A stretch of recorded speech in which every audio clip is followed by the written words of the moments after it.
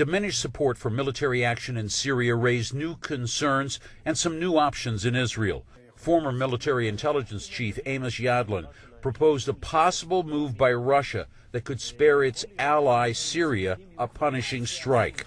Russian President Vladimir Putin is the only man that can stop the attack, not by sending Russian warships or a Russian force, said Yadlin, but by dealing with what makes President Obama concerned with chemical weapons.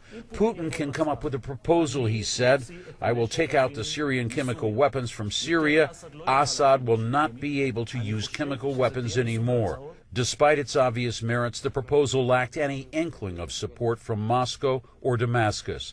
There would be daunting obstacles on the ground in logistics and verification as well. Polls show most Israelis favor a military strike to show international opposition to chemical arms and weapons of mass destruction. But an almost equal number of Israelis fear that in this case, their country could become a target for reprisal by Syria or its allies.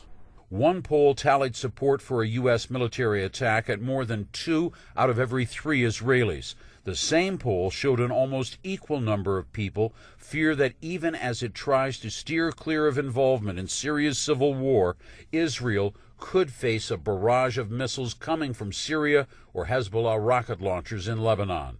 Those fears have propelled Israelis to take advantage of a government offer of free gas masks in increasing numbers.